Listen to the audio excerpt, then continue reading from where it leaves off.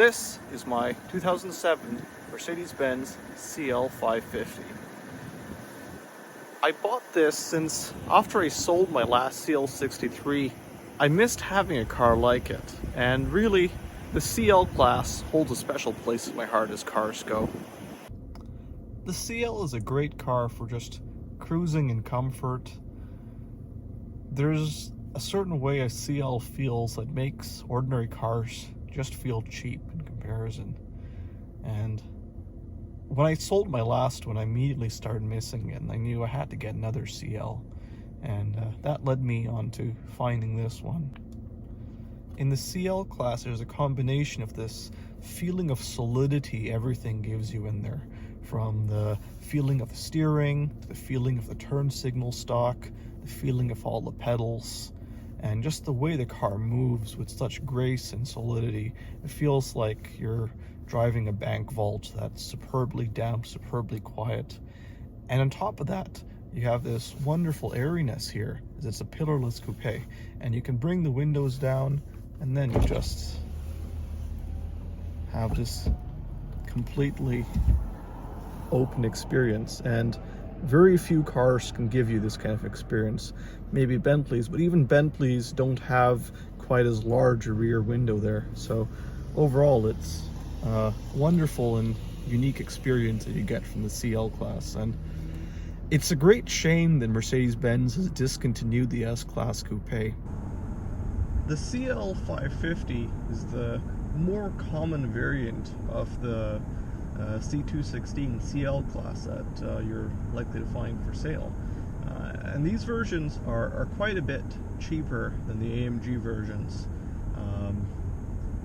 Often 2/3 or even half the cost compared to a CL63 or CL65.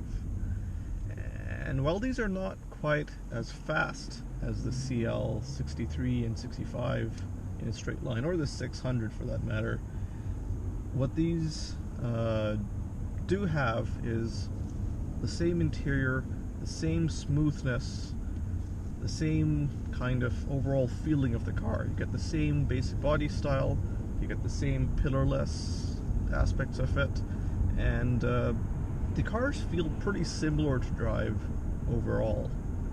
And actually, and this would be a slightly controversial take, but as someone who used to own a CL63 and who currently owns this car, I might actually enjoy driving this one a little more. It still has a decent shove. I mean, it doesn't make the sounds the CL63 did. I'd say the exhaust sound was definitely an advantage of the 63, but it still has plenty of power. I mean, it's not a race car by any means, but it's no slouch either. And the transmission on the 550 models, it's a torque converter based transmission. On the 2011 and later CL63 models, they switched to a multi-clutch transmission, and to be honest, I didn't really love that transmission. It when starting off from a standstill, the clutch engagement wasn't always the most graceful. If you're starting off gently with the multi-clutch, it was a little bit lethargic off the line, and if you're a little more forceful with the throttle in the multi-clutch, it had a tendency to engage the clutch too quickly, and then you would spin the rear tires. With the torque converter based design in this car, it's a lot easier to have a smooth start off the line. And even when you have the car in comfort mode with second gear start, the torque multiplication of the torque converter makes it not feel lethargic off the line. So in everyday city driving, the 550 is actually better. Here we're coming into a turn, so let's go through the turn with a little speed. Did a nicely minimal body roll, and it felt very controlled. The steering feel in these cars is pretty nice. The AMG version steering feel, the steering was a little bit firmer, and you could feel, I think, a little bit more off the road through the AMG version. But even in this car, the steering is quite nice. It's still a hydraulic steering system, and I find the steering feel in this car, you get a lot more feedback, and it just feels a lot more satisfying than it does in a lot of newer luxury cars with electric power steering. And the interior is gorgeous, and it's pretty much the same as it was in the AMG actually. And this car has a nice wood trimmed steering wheel, which I quite like. Maybe it's a grandpa-like thing, but in this kind of car I think it suits the character of it. The infotainment system's mostly the same between the pre and post facelift cars. There's some very minor differences, like a bigger hard drive in the later version. The CPU might have been slightly faster, but I mean there's no very noteworthy difference. I mean, the infotainment on this car, particularly as 2007 systems go, is pretty decent. I mean, the navigation works well, it doesn't lag, it has most of the basic features. One thing it is missing in this generation is the Bluetooth integration for phones required an extra module. Only in 2009 did they integrate the Bluetooth radio into the head unit. And also, none of the C216 cars or the W221 had A2DP Bluetooth audio. So if you want to play music through the system, you can't do it over Bluetooth without a third-party module.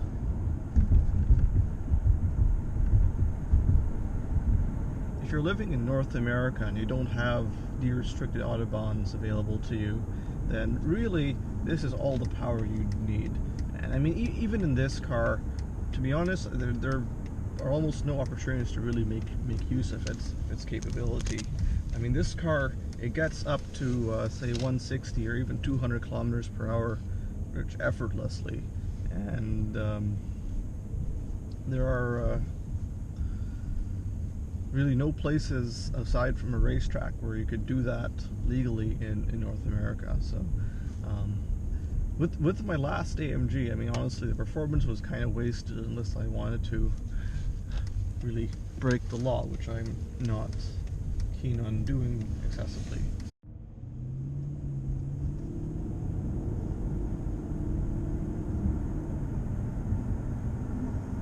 In this car there are two modes, comfort mode and the sport mode. So right now we're in the comfort mode, and it starts off in second gear in comfort mode, and it tends to upshift a little bit sooner. Also, the suspensions controls are paired to the transmission controls in the mode. So in the later models, like the CL63 I had, that was the 2011 plus model. That was the one I had was a 2012. In the 2011 and newer models, the ABC Sport or Comfort mode and the Transmission Sport and Comfort modes were controllable independently. In my opinion, the Comfort mode for this transmission, for the suspension, is actually best. So I feel there's actually more of a noticeable difference in damping between Sport and Comfort in this car than I had in the CL63 before.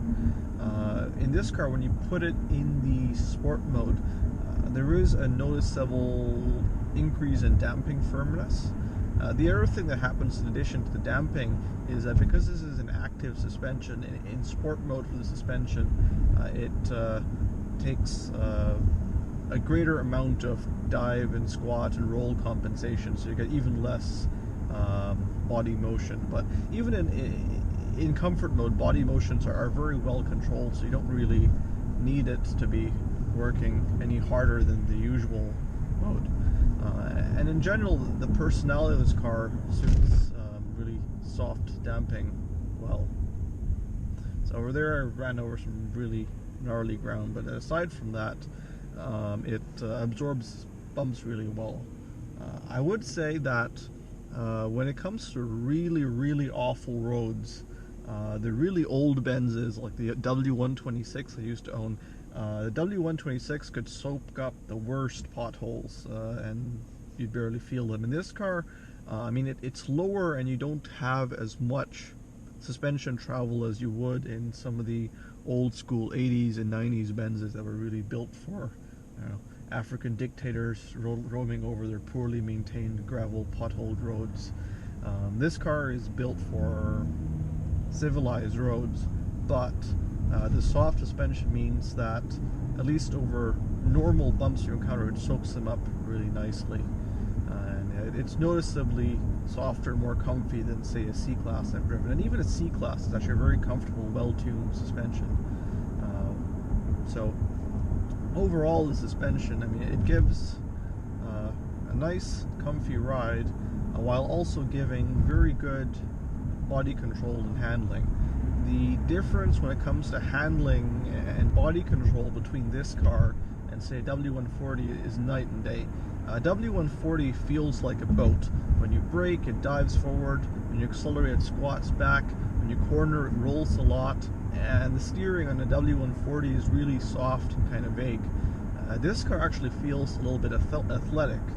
The body control is very good, and even the steering feels nice. There's a good heft to it. I mean, it doesn't have the communicative nature that you get on the AMG models, but still you get at least a good feel of how hard the front wheels are working. One thing totally unrelated to the suspension, but just because we're behind the Toyota, it reminded me. In 2007 and 2008 model year cars that had the Distronic Plus radar cruise control, like this car, they also used radar for the parking sensors instead of the ultrasonic system. And unfortunately, a number of recent Toyota models also have parking radars, and these parking radar systems interfere with one another. So what happens is that if you get close to a modern Toyota at low speeds with the parking sensors enabled, the car will beep at you that the parking sensors are unavailable, and it's really annoying. So what I usually end up doing is once I get out of a parking lot, I'll turn off the parking sensors. In 2009, I believe, they switched to using ultrasonic for parking sensors even in the Distronic equipped models, and so that avoided the interference with Toyota parking radars. Oh, one other quirk with this car also, if you're ever considering buying one of these, in the pre-facelift models, the clock in the center of the car might be showing the wrong time, and you may be unable to correctly set the time on it. This happens because the GPS week counter rolled over at some point a couple years ago, and as a result, the GPS time the car calculates is incorrect. But there is a fix for this. There is a firmware update for the GPS module you can install in the command. You just need to burn a firmware update disk, stick it in the CD drive, and there's a procedure going through the menus to update the GPS firmware. After that, then the GPS controlled clock in the middle of the car will work correctly, and it'll always show the correct time. In a modern car like this, where the throttle is controlled by the computer, it can do smart things with modulating the throttle during gear shifts, so that the gear shifts are super smooth. In this car, you don't feel it shifting at all. And I mean, a lot of modern cars are like this, but this in particular, and I guess for the era, it was noteworthy. Even the W140 I have shifts super smoothly because it also has throttle by wire. It was an early application of that system.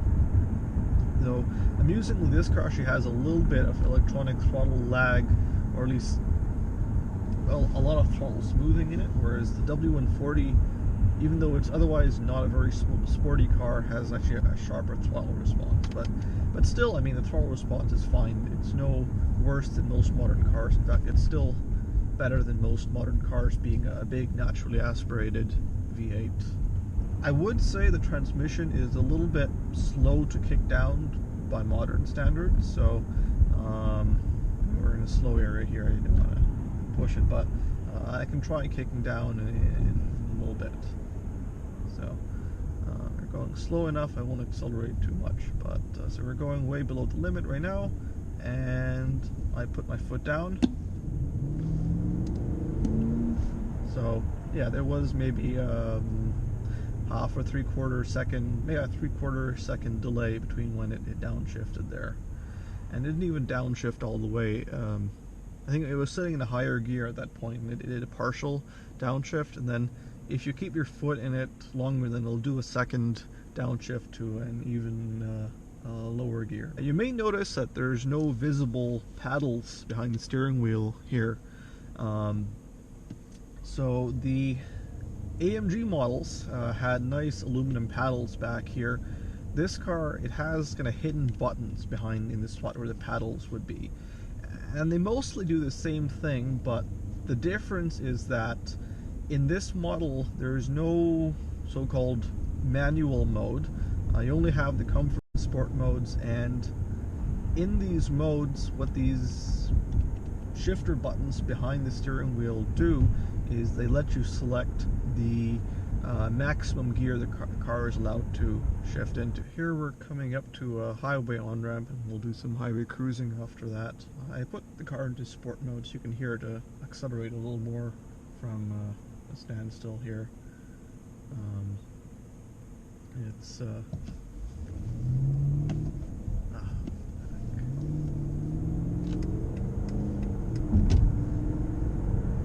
There's stuff in the car, so I won't push it too hard, but I'm taking a pretty good speed through this on-ramp here. I'm pulling some G's.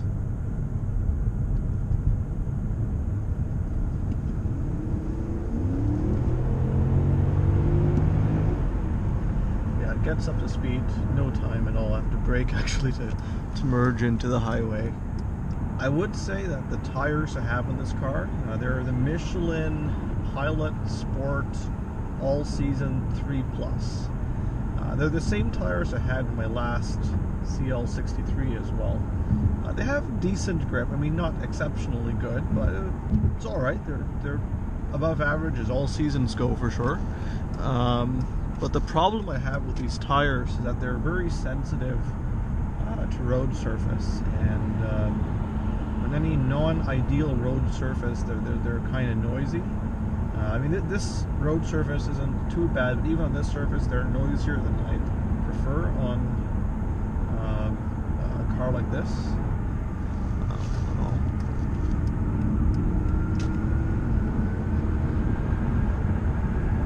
As you can see here, I mean, the car downshifts just fine when you need it to. I mean, it's not a fast shifter the way some of the modern top-notch automatics are, but it's not obtrusively slow, and it handles bumps very nice. Like you saw, we went over a bump, and that Ford truck ahead of us, its rear end was shaking all over the place, up and down. In this kind of car, you won't have any of that. The damping is really well controlled. It's soft most of the time, but when it starts bouncing a little bit, the ABC and the adaptive dampers will bring it fully under control. This car is built for cruising at really high speeds. I mean, in Canada we can't really make use of it, but if I was in Germany with this car, I could just cruise at 180, 200, and the car would just be completely at ease. Yeah, on this surface here, the car's impressively quiet. I don't know how well the video captures it, but it's a pretty serene ride. You might be wondering, why did I go for a 2007 car when there were so many later model years that were presumably better? So, unfortunately for the North American market, it seems they dropped, at least in Canada, they dropped the rear-wheel drive version of the 550 in 2009. And they started only selling the CL550 with 4MATIC. The ABC suspension was never adapted to work with with all-wheel drive cars. So when they added the 4MATIC to maybe appeal to daily drivers in the Canadian market, they could not include ABC in those cars. So if you want a CL550, at least in Canada, you cannot get a CL550 with ABC after model year 2008. All the 09s up to 2014s. In the 550s, they're only equipped with the air suspension. And the air suspension gives a very comfortable ride, just as cushy or maybe a little bit more soft than the ABC equipped cars like this one. However, the ABC equipped cars are a lot sloppier. You have noticeable dive in braking, you have a lot of body roll. They drive like a land yacht, whereas this car actually feels a little bit sporty. And for that reason, I explicitly wanted a car with the ABC suspension, as ABC is really one of the standout features of this car that distinguishes it from most other cars on the market. The ABC system is mostly the same between the AMG and non-AMG models. I think in comfort mode, the damper tune in the CL550 is a little bit softer, but it's not a big difference. And honestly, in terms of handling, this car and my CL63 feel identical. The corner and grip, the braking ability, the amount of body roll feels just the same. The AMG had a little bit better steering feel, but wasn't much of a difference. The brakes in the AMG model are much bigger and much more expensive to replace. I mean, I'm talking like 4 times the replacement cost compared to the non-AMG models. And if you're going down the Autobahn at 200 plus, then the AMG brakes are nice to have. They can absorb all the energy that the car has when it's moving at that speed and not fade. But in my own experience, I mean, this car, at least if you're not repeatedly like stopping racetrack style from 200 plus, I don't know what it would do if you were tracking this car and pushing it hard, but at least in any reasonable driving, even from 200 kilometers an hour, this car will slow down just fine with the existing brakes, and I haven't felt any sign of fade or weakness in the brakes. So I would say the brakes that the 550 comes with are just fine and perfectly matched to the powertrain in this. And yeah, as a bonus, they're much cheaper.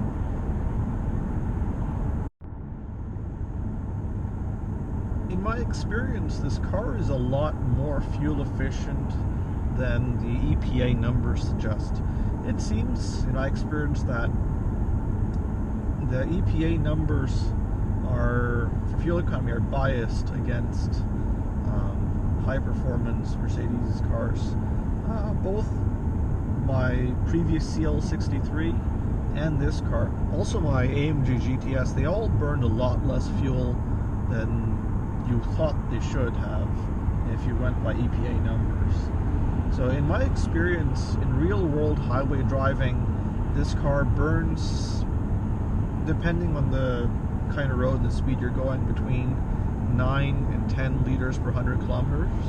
On a level road going at a steady speed, say around 120-ish kilometers per hour, this thing will burn around 9.1, 9.2 liters per 100 kilometers. But when you factor in hilly terrain and you're hitting some traffic and overtaking people and stuff like that, then real world highway fuel economy ends up being more like, say, 9.5, 9.6 liters per 100 kilometers. And that's considerably better than the EPA, which claims it should be something like 11.5 or so. I've never had it burn anywhere close to that much on the highway. Even in city driving, I mean, this thing, I find it burns around 13.5. Actually, I think this car is a little bit more efficient than the CL63 I had before, even though on paper I think the CL63 was supposed to be slightly more efficient. When it comes to reliability in these, there are no major design flaws, but these are complicated cars, and I mean, there's a lot of systems and things, a lot of things that can go wrong. The ABC suspension was an Achilles heel of the previous generation, partly due to complexity, partly due to the the hose routing in the older generation, and some of the earlier ABC iterations also had flaws in things like the valve blocks. They had a tendency for leaking valve blocks. For the second gen ABC system in this car, they pretty much resolved all those things. Make sure the fluid is clean, change it once in a while if it's starting to look dark. On the ABC pump itself, there is a pulsation dampener. It looks similar to the accumulators in the front and back of the car, but is a little smaller, and that's meant to absorb pressure spikes in the system. If the car is starting to make a whining noise or a hum, particularly around, say, 1500 or 2000 RPM, that's usually a sign of bad ABC pulsation dampener. In some cars, it will also manifest itself as a shriek coming from other areas in the car, from hydraulic lines vibrating. Amusingly, this was a symptom I had of pulsation dampener failure in my previous 2012 CL63. There are also accumulators in the ABC system at the front and rear. I haven't had to do anything with those in this car or the car before it, but with age the accumulators can go. So a symptom of bad ABC accumulators, that if you're going over bumps, the car would report low pressure when trying to pressurize the rear, the struts. The engine itself, the M273, is pretty solid. This is a model year 2007, and in the early build model year 2007 cars, mostly made in calendar year 2006. I don't remember if any made in calendar year 07 were affected, but I know many of the cars built in calendar year 06 were called model year 07, since that was the first year for the C216 and W221. There was a sprocket for an idler in the that runs in the timing chain, and that sprocket was not properly hardened, so it had a tendency to wear out after 100 and some thousand kilometers. And replacing that sprocket is a rather involved job, requires taking out the engine and disassembling the lot.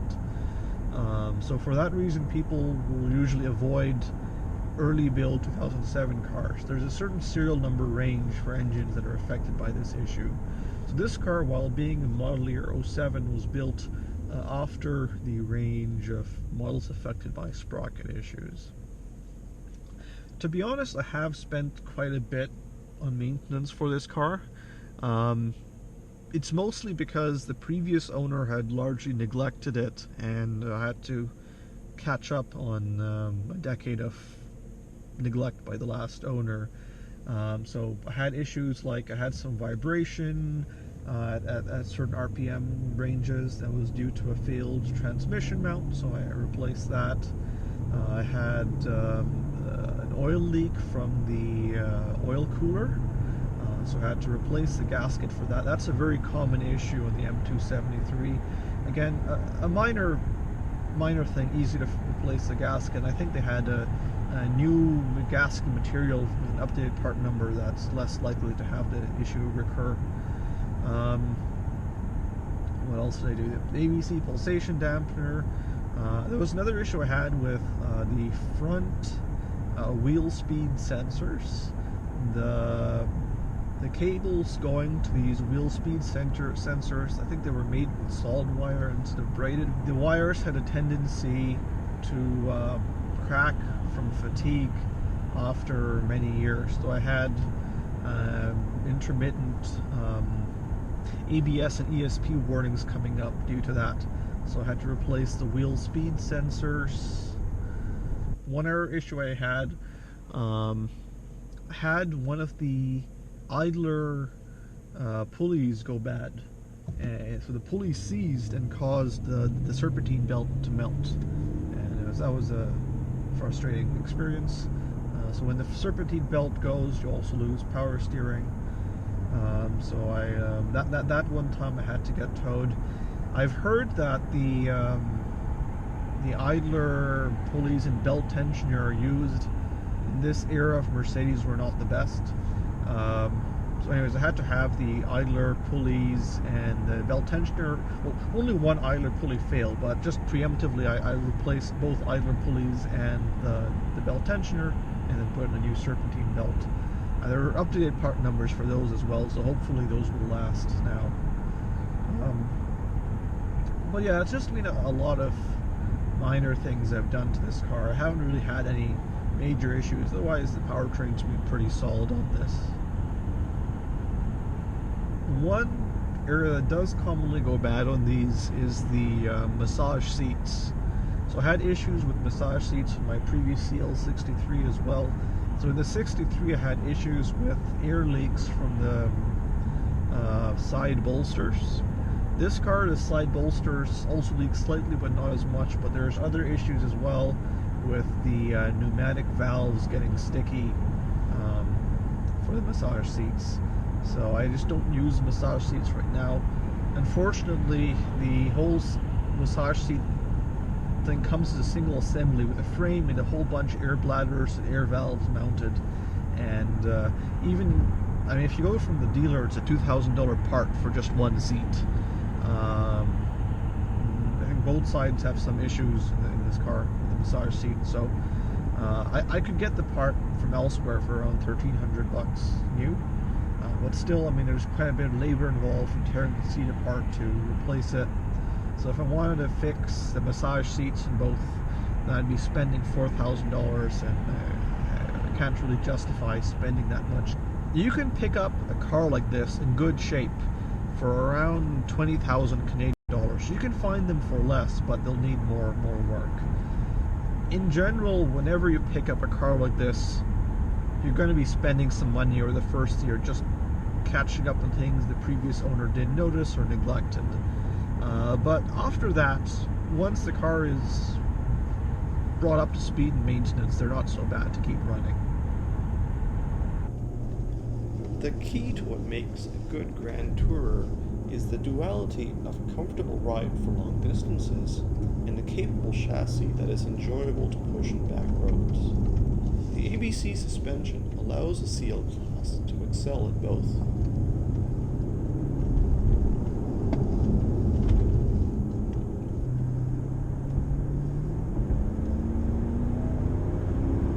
So you can push it on some back roads, and the car doesn't feel sloppy. It feels precise. It does exactly what you want. The steering feel is weighted nicely. I'm going through these corners here at a decent speed, and the car feels totally composed and calm.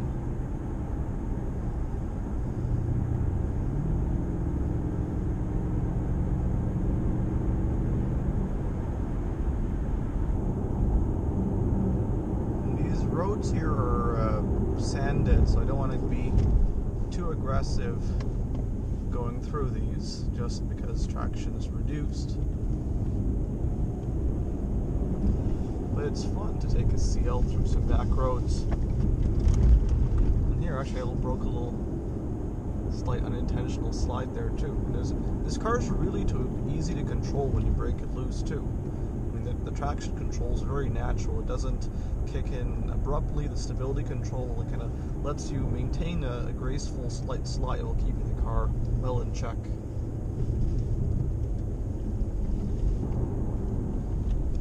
But yeah, this car is satisfying to push through roads like this.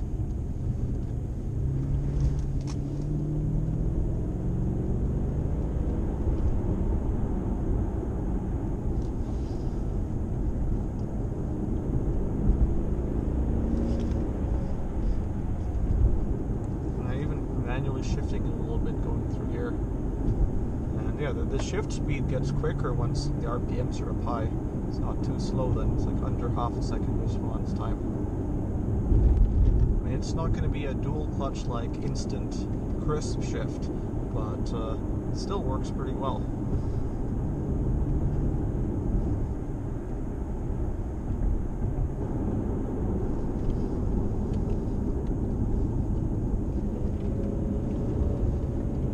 Second gear. Oh yeah, it's strong in second gear. Go back to fourth gear now. engine being so quiet, you might not hear in the video what the engine's doing, but it does respond reasonably.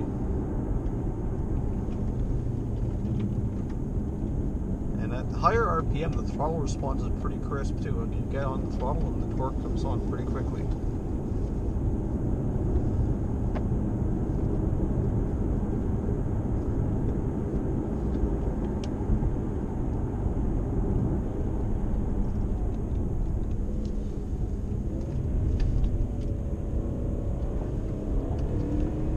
Slow through that curve because again I was having traction issues with this sand on the road, but the body control is good. You can hold some decent G's in this car, like I did earlier on a highway on-ramp, or even some earlier stretches of the curvy road there.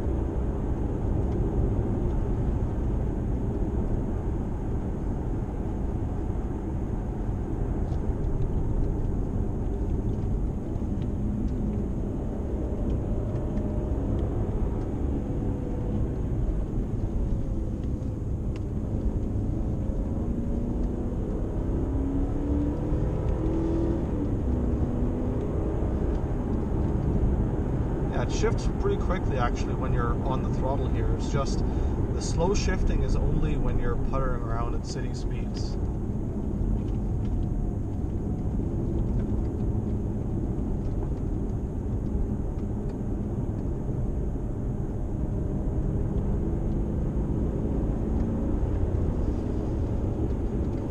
Yeah, this car is fun in back roads.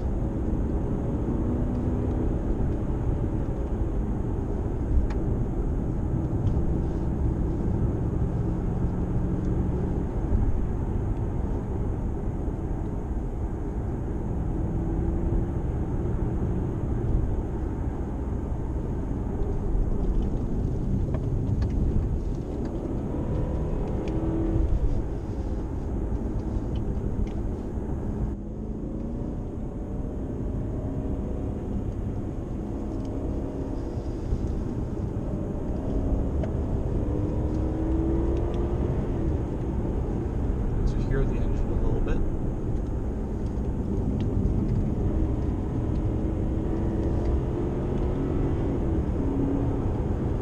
Still a pretty quiet engine. We were going up to like 7,000 RPM. Well, it doesn't quite go up to 7,000, but I went over 6,000 RPM there. And I mean, in normal driving, this engine is so smooth. You can have it howling at 4,000 RPM and you still barely hear it at all. But the nice thing is if you have it running up above 3,000 RPM, then you always have torque on tap.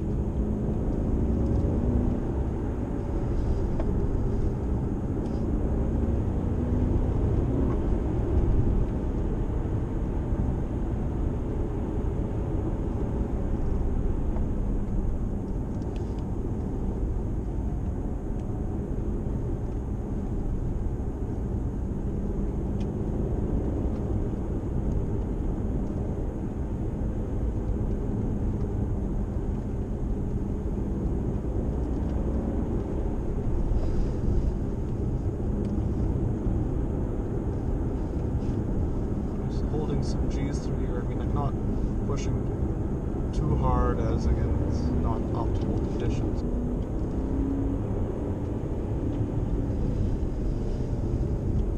So yeah, pull some G's through here again.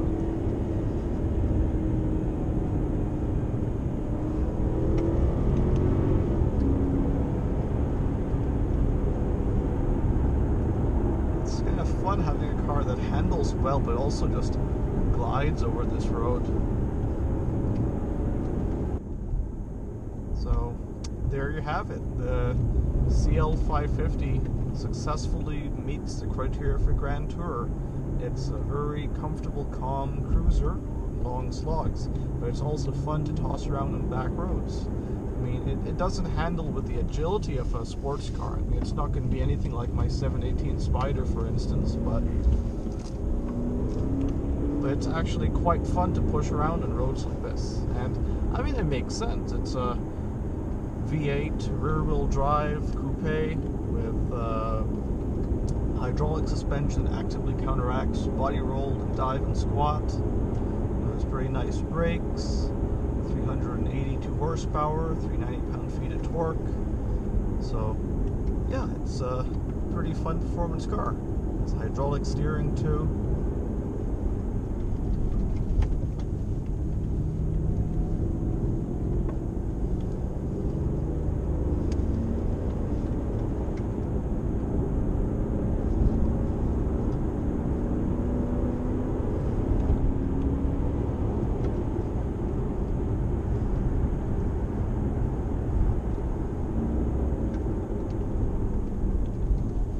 Downshift again to second gear.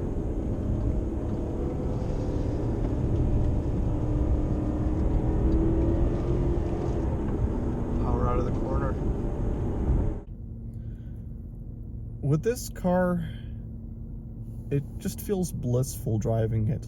I can go on long trips and I really enjoy them. I mean, with this car, driving isn't a chore. It makes every drive satisfying, and then whenever I go into a lesser car after getting out of the CL, it just doesn't feel a tenth as satisfying. There's a certain creamy smoothness to the powertrain, such a smooth suspension that's still so well controlled.